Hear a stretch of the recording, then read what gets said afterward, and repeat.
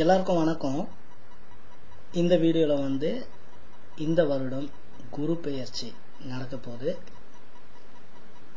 அது இன்னும் கொஞ்சம் நாளில் நடக்க போகுது. அதனால அந்த குரு பெயர்ச்சியை பற்றி சொல்லலான்னு இருக்கேன். இப்போ அதை பார்க்கறதுக்கு முன்னாடி உங்களுக்கு வந்து ஜோதிடம், ஜாதகம் இதிலெல்லாம் நம்பிக்கை இல்லாத ஆளாக இருந்தால் நீங்கள் இந்த வீடியோவை இதுக்கப்புறம் பார்க்க வேண்டாம். இப்போ இந்த குரு பெயர்ச்சி, சனி பெயர்ச்சி இதெல்லாம் நமக்கு பிரச்சனைகளை ஏற்படுத்துமா, ஏற்படுத்தாதா அப்படின்னு பார்க்க போனா, நீங்க வந்து சில பேரை பார்த்துருப்பீங்க, அமாவாசை, பௌர்ணமி போன்ற நாட்கள்ல மட்டும் கொஞ்சம் மென்டலி இன்ஸ்டேபிளா இருப்பாங்க.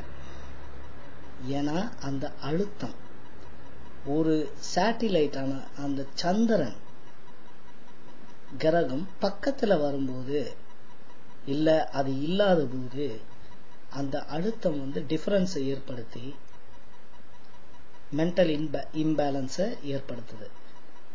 ஸோ நம்மளை சுத்தி இருக்கிற எல்லாமே கனெக்டட். ஒரு கிரகமும் அப்படித்தான். பூமிக்கு ரொம்ப பக்கத்துல ஒரு நெருப்பு துண்டு வந்துச்சுன்னா அது கண்டிப்பா பூமியை தாக்கும். ஏதோ ஒரு விதத்துல அது எப்படியும் டிஸ்டர்பன்ஸை கிரியேட் பண்ணும் பூமியில இருக்கிற எல்லாருக்குமே. அதனாலதான் அந்த காலத்துல ஜோதிடர்கள் வந்து எப்போ கிரகங்கள் மாறுது, அதனால என்ன பலன்கள் அப்படின்னு சொல்லியிருக்காங்க. இப்போ இந்த குரு பயிற்சி இந்த வருஷம் 2012 எப்ப வருது, எவ்வளவு நாள் அங்க இருப்பாரு அப்படின்றது, எந்த இடத்துக்கு போறாரு அப்படின்றதையும் பார்ப்போம். எப்பவுமே நான் சொல்ற மாதிரி ஜோதிடம், ஜாதகம் இதெல்லாம் வந்து பயமுறுத்துறதுக்கு கிடையாது.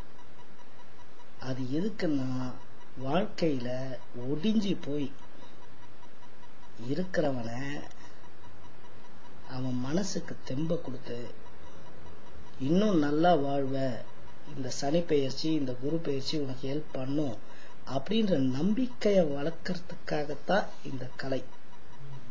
இது வந்து 1000 கலைகள் 64ல ஒண்ணு ஜோதிட கலை. இப்போ இந்த வருடம் டிரான்சிட் என்னைக்கு அப்படின்னு பார்ப்போம். மே மாதம் 16ஆம் தேதி இந்திய நேரப்படி நைட்டு 10:22க்கு குரு பகவான் மேஷத்துல இருந்து ரிஷப ராசிக்கு பயிற்சி ஆகிறார். வெளிநாட்டுல இருக்கிறவங்களுக்கு எல்லாம் வந்து இது மே 16 அன்னைக்கு.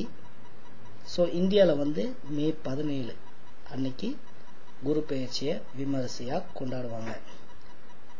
குரு பகவானுக்கு பிடித்த கலர் மஞ்சள். அவருக்கு கஷேத்திரம் ஆலங்குடியில் இருக்கிற தட்சிணாமூர்த்தி கோயில், அப்புறம் வந்து திருச்செந்தூர் முருகன் கோயில் வந்து குருவுடைய கஷேத்திரமா கருதுவாங்க ஜோதிடர்கள். ஆலங்குடி போக முடியாதவங்க திருச்செந்தூர் முருகன் கோயிலுக்கு போனா அதே எஃபெக்ட். இப்போ இந்த குரு பெயர்ச்சியால என்னென்ன ராசிகளுக்கு என்னென்ன பலன்னு சொல்றேன். சும்மா ஒரு வரியில தான் சொல்ல போறேன், ஏன்னா நான் ப்ரொஃபஷனல் அஸ்ட்ராலஜர் கிடையாது. அதனால நீங்க உங்களுடைய நம்ப தகுந்த ஜோதிடர்கள் கிட்ட போய் உங்களுடைய தசா புத்தி, அப்புறம் நீங்க பிறந்த டைம்ல இருந்த கோள் நிலைகள், அதை வச்சு இந்த குரு பயிற்சி உங்களுக்கு எப்படி இருக்கும் அப்படின்றத கேட்டுக்கோங்க. நான் இப்ப சொல்றது வந்து வெறும் ஜெனரலான ஓவர் வியூ தான்.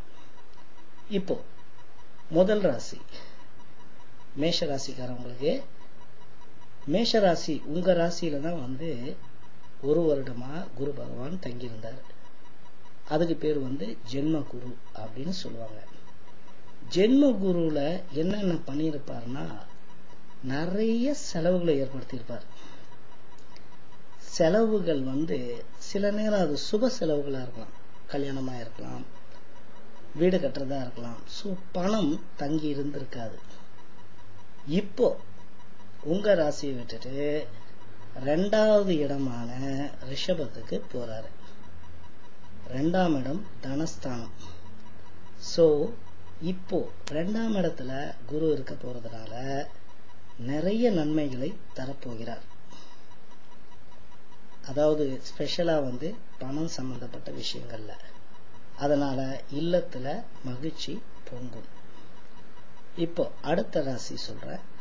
ரிஷப ராசிக்காரங்களுக்கு இப்போ ஜென்மத்துல குரு. இவ்வளவு நாள் மேஷ ராசிக்காரங்க எப்படி கஷ்டப்பட்டாங்களோ, கஷ்டப்பட்டாங்கன்னா என்ன, செலவு, நிறைய செலவு வச்சிருப்பாரு. அதனால பணம் எப்படியும் வெளியில போகுது.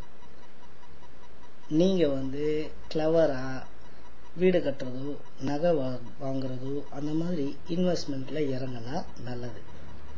இப்போ ஜென்ம குரு மோசமான இடம் அப்படின்னு சொல்லுவாங்க. ஆனா அது நம்மளுடைய புத்தி சாதுரியத்தை பொறுத்து இருக்கு. செலவு எப்படி வைப்பாரு அப்படின்னு தெரிஞ்சு போச்சு இப்ப. அதனால நல்ல விஷயங்களுக்கு பயன்படுத்துங்க. அது ஒரு இன்வெஸ்ட்மெண்டா இருக்கும் உங்களுக்கு. நீங்க கண்டிப்பா வியாழக்கிழமை விரதம் இருக்கணும்.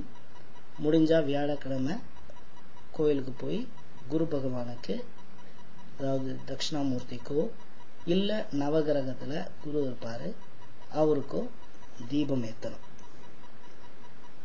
இப்போ அடுத்த ராசி மிதுன ராசிக்காரங்களுக்கு சொல்றேன். மிதுன ராசிக்கு இப்ப 12ஆம் இடத்துல வராரு குரு. 12ஆம் இடம் விரயஸ்தானம் அப்படின்னு சொல்லுவாங்க. 12ஆம் இடம் பிரயாணத்தையும் குறிக்கும். சோ அதனால மிதுன ராசிக்காரங்களை ஒரு இடத்துல உட்கார விட மாட்டார். இங்கேயும் அங்கேயும் அலக்கடிக்க வைப்பார். சோ அது தொழில் மாற்றமா இருக்கலாம், வீடு மாற்றமா இருக்கலாம், காசு விரயம். ஏன்னா விரயஸ்தானம் இல்லையா 12, விரயத்தை ஏற்படுத்துவார். அதனால நீங்க செய்யற தொழில்ல கவனமா செய்யணும், கேர்ஃபுல்லா இருக்கணும். ஹெல்த் அஃபெக்ட் பண்ணுவார் வேற. சோ நீங்க கேர்ஃபுல்லா இருக்கணும்.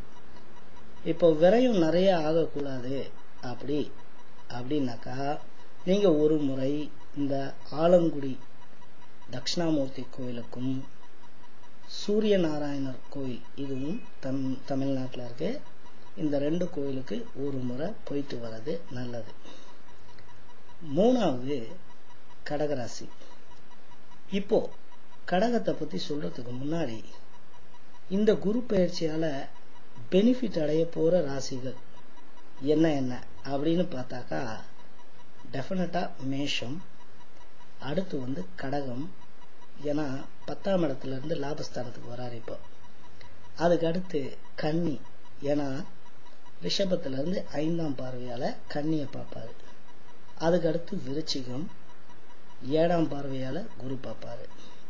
அதுக்கப்புறம் மகரம், 9வது பார்வையா பார்ப்பாரு. சோ மேஷம், கடகம், கன்னி, விருச்சிகம் மற்றும் மகர ராசிக்கு இந்த குரு பெயர்ச்சி டாப்